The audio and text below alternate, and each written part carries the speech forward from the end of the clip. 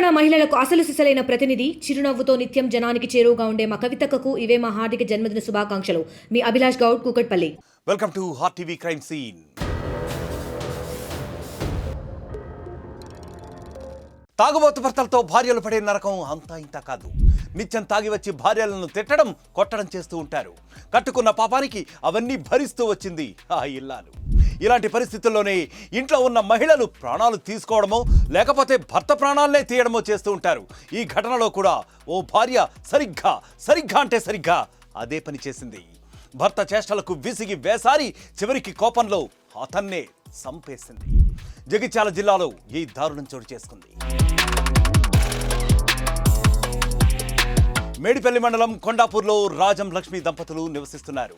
రాజం తాగుడుకు బానిసై గత కొంతకాలంగా నిత్యం భార్యను వేధిస్తూ వచ్చాడు. కొన్నిసార్లు మద్యం మత్తులో భార్యను చితకబాది మరీ చిత్రహింసలకు గురి చేస్తూ ఉండేవాడు. భర్త ఎప్పటికైనా మారుతాడు అన్న నమ్మకంతో, చిన్ని ఆశతో ఆ ఇల్లాలు ఎదురు చూస్తూనే వస్తోంది. తాగుబోతు భర్తను దారిలోకి తెచ్చుకునేందుకు ఎన్నో విధాలుగా ప్రయత్నించింది లక్ష్మి. కానీ ఏ మాత్రం కూడా లాభం లేకపోయింది. భర్త వేధింపులు మరింతగా ఎక్కువయ్యాయి. కొన్ని రోజుల క్రితం పీకల దాకా తాగొచ్చిన భర్త లక్ష్మిపై దాడి చేశాడు. ఈ దాడిలో లక్ష్మి తలా చేతులకు తీవ్రమైన గాయాలయ్యాయి. బుధవారం రాత్రి కూడా భార్యపై దాడికి యత్నించాడు భర్త రాజం.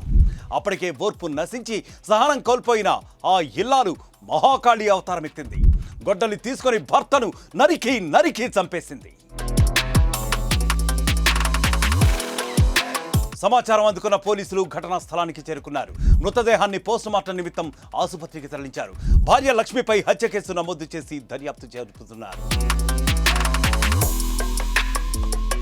స్త్రీ ఓర్పును భూదేవి సహనంగా పోలిస్తే ఆమె కోపాన్ని మహాకాళి అవతారంగా పోలుస్తారు. ఎప్పటికైనా అర్థం చేసుకోండి, భార్యలను మంచిగా చూసుకుంటేనే భర్తల ఆయుష్ మరింతగా పెరుగుతుంది. మరొక క్రైమ్ స్టోరీతో మళ్ళీ కలుద్దామంటే స్టే క్లిక్ ఆన్ RTV. మరిన్ని వీడియోస్ కోసం ఛానల్ ని సబ్స్క్రైబ్ చేయండి. లేటెస్ట్ అప్డేట్స్ కోసం వాట్సాప్ ఛానల్ ని ఫాలో అవ్వండి. ఆ లింక్ డిస్క్రిప్షన్ లో ఉంది.